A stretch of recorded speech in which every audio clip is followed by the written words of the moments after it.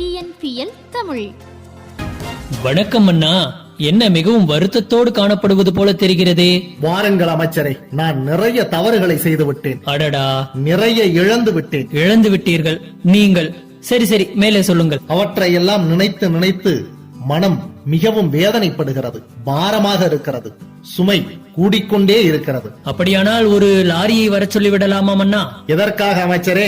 உங்களின் சுமைகளை எல்லாம் ஏற்றிக்கொண்டு செல்வதற்காகத்தான். நானே வருத்தத்தோடு இருக்கிறேன், என்னை ஏன் கிண்டல் செய்கிறீர்கள்? என்ன மன்னர் கோபப்படுவார் என்று பார்த்தால் வருத்தப்படுகிறாரே. சரி மன்னா, இப்போது அதற்கு என்ன செய்யலாம்? அது இருக்கட்டும் அமைச்சரே, ஒரு நிறுவனத்தில் முதலீடு செய்தால் நம்மை நிலவுக்கு அழைத்து செல்லுவார்களாமே, அதை பற்றி ஏதேனும் கேள்விப்பட்டீர்களா? வாருங்களேன், அதை பற்றி விசாரித்து விட்டு வந்து விடுவோம். என்ன மன்னர் திடீரென்று சிச்சுவேஷனையே மாற்றிவிட்டார்? மன்னா, என்ன ஆனது காலையிலேயே உங்களுக்கு? எதையோ நினைத்து குழம்பிக் கொண்டிருக்கிறீர்கள், சம்பந்தம் இல்லாமல் பேசுகிறீர்கள். என்ன ஆனது உங்களுக்கு? இப்படித்தான் அமைச்சரே, திடீரென்று மனம் எதையாவது நினைத்து வருத்தப்படுகிறது, திடீரென்று எதையாவது தேடிச் செல்லுகிறது. ஒரு குழப்பமான மனநிலையே எப்பொழுதும் நிலவுகிறது. ஒரு அறிவுரை சொல்லுகிறேன், கேட்கிறீர்களா மன்னா? அறிவுரையா? காலையிலேயா? நான் சொல்லவில்லை, பறவை சொன்ன ஒரு அறிவுரையை உங்களிடம் சொல்ல இருக்கிறேன். கதைதான்.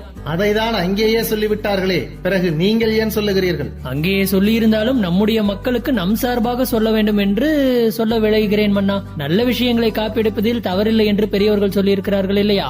சரி, சொல்லுங்கள், என்ன அறிவுரை சொன்னது அந்த பறவை? ஒரு மனிதன் ஒரு பறவையை கையில் பிடித்திருந்திருக்கிறான்.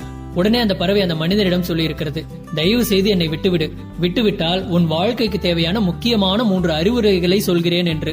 அவனும் ஒரு நிமிடம் யோசித்துவிட்டு சரி விட்டு விடுகிறேன் என்று சொல்லியிருக்கிறான்.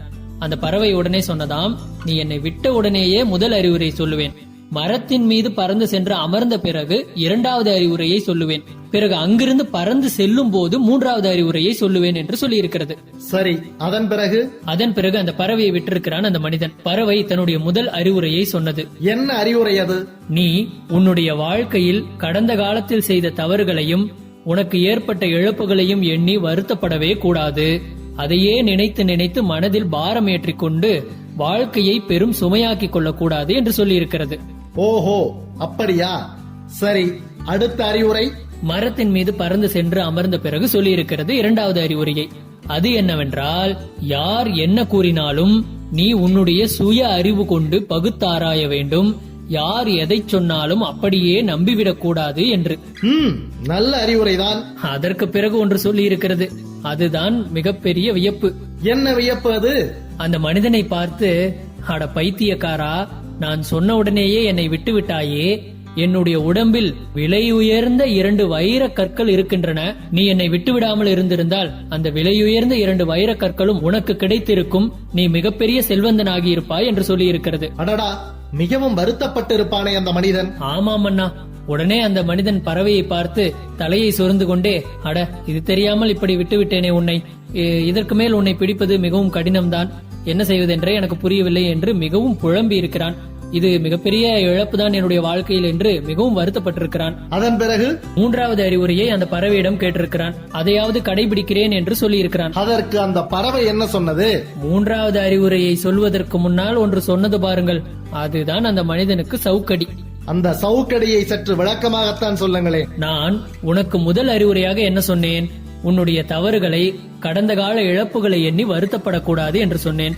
ஆனால் நீ இப்போது அதைத்தான் செய்து கொண்டிருக்கிறாய். 2வது அறிவுரை என்ன சொன்னேன்? யார் என்ன கூறினாலும் உன்னுடைய சுய அறிவை கொண்டு பகுத்தாராய வேண்டும் என்று சொன்னேன். என்னுடைய சிறிய உடம்பில் எப்படி விலையுயர்ந்த வைரக்கற்கள் இருக்கும்? நான் தான் சொல்கிறேன் என்றால் உனக்கு சுய புத்தி இல்லாமல் அதை நினைத்து வருத்தப்படுகிறாயே என்று சொன்னபடியே பறவை சிரித்திருக்கிறது. முதல் 2 அறிவுரைகளை சொன்ன உடனேயே நீ கடைபிடிக்கவில்லை, உனக்கு எதற்கு 3வது அறிவுரை என்று சொல்லிவிட்டு சந்தோஷமாக பறந்து சென்று விட்டதாம் அந்த பறவை. இதிலிருந்து என்ன தெரிகிறது மன்னா? அந்த பறவை சரியான ஏமாற்றுக்கார பறவை என்று தெரிகிறது. உங்களிடம் போய் இந்த கதையை சொன்னேன் பாருங்கள். உங்களிடம் சொன்னதற்கு ஒரு LKG குழந்தையிடம் சொல்லி இருந்தால் கூட அதற்கு உடனே புரிந்திருக்கும். என்ன அமைச்சரே, இன்னும் ஒரு குழந்தையை போல கதை கேட்டுக் கொண்டிருக்கிறீர்கள் என்று சொல்லிக் கொண்டிருந்தேன் மன்னா. சரி, இந்த அறிவுரைகளை தான் நான் உங்களுக்கும் சொல்ல வேண்டும் என்று விளைகிறேன். என்ன என்றால், நீங்கள் கடந்த காலத்தில் என்ன தவறுகள் செய்திருந்தாலும் பரவாயில்லை, எதையோ இழந்ததாக சொல்லி கதை கட்டி கொண்டிருக்கிறீர்கள். நீங்கள் நிறைய பெற்றுள்ளீர்கள் என்பது எனக்கு தெரியும்.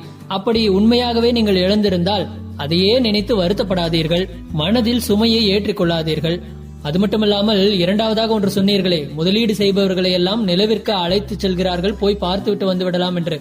அது எப்படி மன்னா சாத்தியம்? கொஞ்சமாவது நாம் சுயமோடு சிந்திக்க வேண்டும் இல்லையா? சரி அமைச்சரே, நீங்களும் எதையோ சொல்லுகிறீர்கள், நானும் அதை கேட்டுக் கொள்ளுகிறேன். சரி, புறப்படுங்கள், நந்தவனத்திற்கு செல்லலாம். அப்படியே நம்முடைய காவல் வீரர்களை ஒரு புறாவை பத்திரமாக பிடித்து வைத்திருக்க சொல்லுங்கள். மன்னா, எதற்காக இப்போது நந்தவனத்திற்கு? எதற்காக புறா? அதுவும் ஒரு பறவைதானே. அதை நான் கையில் பிடித்துக் கொண்டு பிறகு விட்டு விடுகிறேன். அது எனக்கு என்ன அறிவுரை சொல்லுகிறது என்று கேட்கலாம். மன்னா, ஒரு நிமிடம். என் மனசாட்சி ஏதோ எனக்கு அறிவுரை சொல்லுகிறது, கேட்டுவிட்டு வந்து விடுகிறேன். இதற்கு மேலும் நீ இவரோடு இருக்க வேண்டுமா என்று பகுத்தாராய்ந்து கொள்.